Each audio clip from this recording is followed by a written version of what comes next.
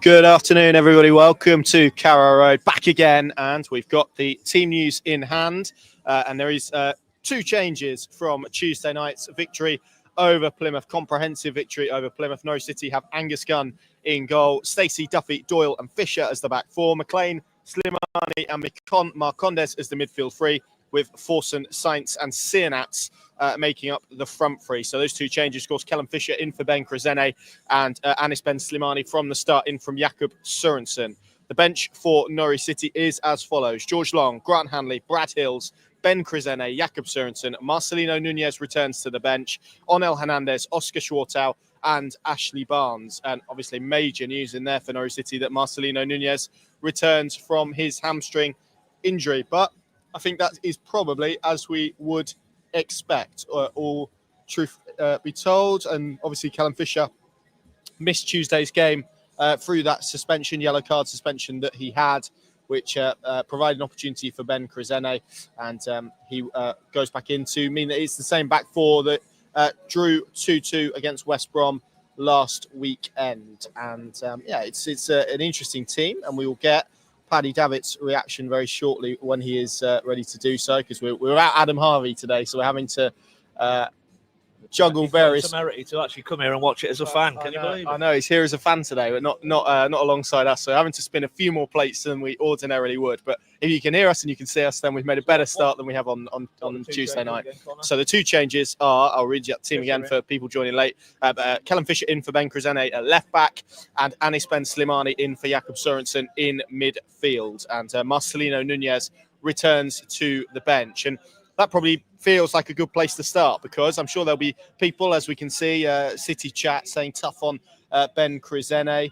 Thought he did well. I would agree. I don't think he did anything that was massively wrong, but I think it probably more speaks volumes about the role that Callum Fisher has played, doesn't it, Paddy? And just how important a figure he's emerged in Johannes Oftorup's side. And in a rapid order as well. You know, that fact that he's, as good as, well, I mean, I asked Johannes on Thursday, what did he make of Krezene? And I thought from his answer, he was satisfied. I wouldn't say he ripped up any trees, maybe in the way that Stacey has done in these last two games. But it did feel that maybe for the first time you had a little bit of a debate around the fullback areas, with those two and now Fisher available.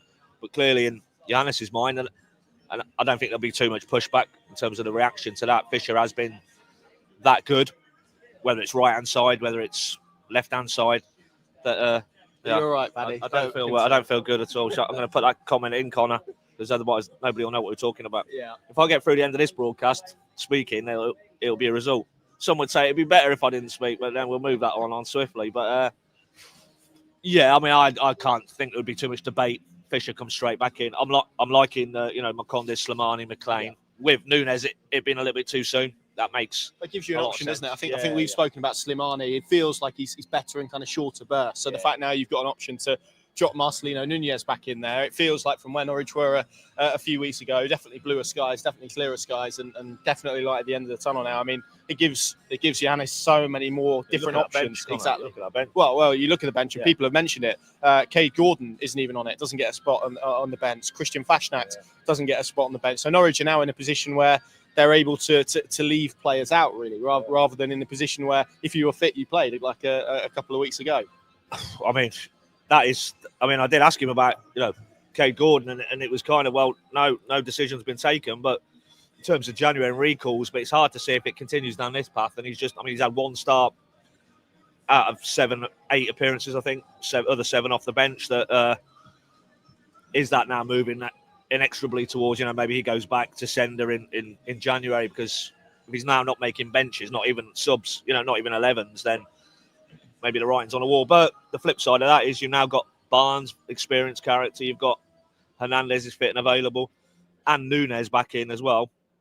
And that's what if you're Johannes, that's what you want. You want it tough to even make the matchday squad, let alone the 11, because it means, as he's said a few times now recently, with the likes of Gunn, Onel, and sadly no longer for the foreseeable, but when Liam Gibbs was available for that game or game and a half, that if it dictates second half now, whatever this game state, he can turn to that bench and he feels he's got options. Maybe without being too cruel, that wasn't the case pre-international break when they lost those 3 on the spin. So that's a healthier position to be in if you're the Norwich head coach.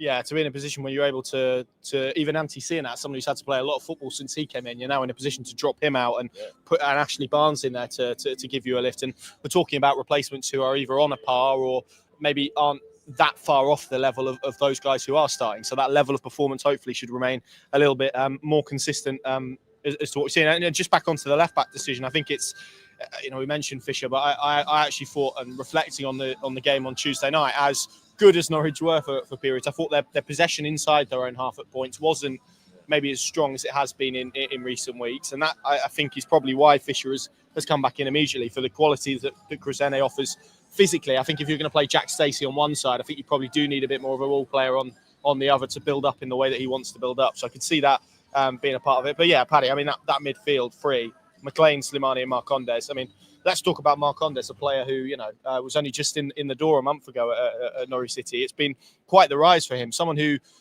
signed initially as an emergency, really, to add some depth when Hernandez was out and Gibbs was out. And he's become a real pivotal player, hasn't he, in this system? 2 assists in the week, a goal against West Brom. It feels like we're beginning to see the best of Emiliano Marcondes now. Well, I mean, you say 2 assists and it will go down as 2 assists, but I'm pretty sure if you go through all of those 6 Norwich goals, he had some role in them, whether it was the final assist or it was in the build-up.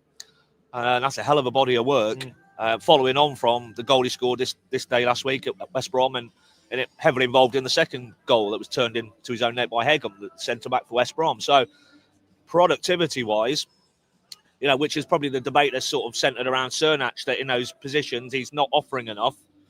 Obviously got his goal midweek and hopefully he kicks on now, but that's not a charge you could level at Marcondes. Now, he's gone in to the final third, slightly different positions, and really looks like he can add something to this Norwich team. And it's a testament to the work of Johannes, primarily, because I think there was interviews post the deal going through that they were talking for quite some time, weren't they? And he obviously had some personal issues to deal with in terms of his family, and that maybe held it up. But to get him in the door on a free and do what he's doing now, that 11 drops. And if he hadn't been in, it'd have been, why is Marcondes not in there? So that's the impact he's already made in a relatively short period of time. And that is a nice problem now. When Nunes is bang up to speed, how do you perm 3 from 4? Because that's going to drive up the levels in that key area of the pitch for Torop and how he progresses the ball. To have a luxury of, who you pick out of McLean, Slimani, if you can stay fit, Marcondes and now Nunes. That sounds quite exciting. And we've not even mentioned him, but you drop Sargent into this mix again. I think that optimism that was there pre kind of that international period will swiftly return. And as Johannes said himself Thursday, they win today. I think his words were, we're back. And that would be the sentiment that, almost that intervening period, in heavily injury interrupted, and McLean with his extended suspension as Tim Krul comes back out onto the park. That'll be a new experience for him to warm up in front of the Barclays. Well, not in terms of he'd have done that plenty of times in a Norwich shirt, but obviously they've swapped him around now, and Norwich will head away to the River End. But 1 or 2 appreciation for his role here in the club. Carlton Morris is captaining today as well, I believe, for Luton. But yeah, no. So just going back to round it off, Marcondes so far, but as is the nature of these things, let's hope that he can stay fit and stay healthy and can maintain this level. And then if he does, then there's absolutely no doubt what an excellent piece of business that's turned into. Let's talk about Antti Cernach. It felt like a big moment on Tuesday night, not just the goal, but I felt the performance, because I think everyone's kind of pre-Stoke was talking about how he needed a goal. The goal came and maybe it didn't have the impact that he would have liked. I think he's probably in a position where he needs performances. He needs to build up his confidence from feeling championship games, from playing in championship games. And I guess the hope is now his overall display on Tuesday night, albeit we can debate the quality of opposition, but it was probably the opposition that he needed to really make an impact, because it wasn't just the goal, it was the overall game. The hope now is that can kick him on to another level with, obviously, and I know you mentioned this in the press conference, obviously someone like Ashley Barnes behind him, who hopefully can, he can tap into all of his knowledge and the base of everything that he knows about this league to get the best out of it, because I think we've seen in flashes there's a player there, and probably much like this Norwich team more generally, it's now about consistency. Yeah, and it was great to see. I mean, I think we said it on the team news the other night that the way Johannes broke that down in terms of Antti Cernach, and hang on, we're not hiding from the fact, the expectation is he can produce in the here and now. But there's reasons why maybe it hasn't happened. You know, whether it's the young lad coming to England and all that comes with that, but also they're obviously putting slightly different demands on maybe what he'd been asked to do in the Polish league and the Croatian league before that. That takes time, and obviously with great respect to the Polish league, it is a step up in terms of the intensity and the competitiveness. I think that's safe to say. But the signs were there, and wrapped around all of that kind of mitigation was no. But I still have an absolute cast iron belief that this lad will be a very good striker. He wasn't even hedging his bets. He will be a very good striker for this football club, and to commit 8.5 million plus tells you that they think it's a Premier League grade player in the making. We haven't seen enough of that, certainly in this period, but I thought his all-round, I mean, he got his goal, fair enough, but I thought his all-round performance, he looked far more aggressive, far more physical. There was far more of a presence about his play the other night, and you just hope now with that goal, the added shot of confidence that he kicks on today.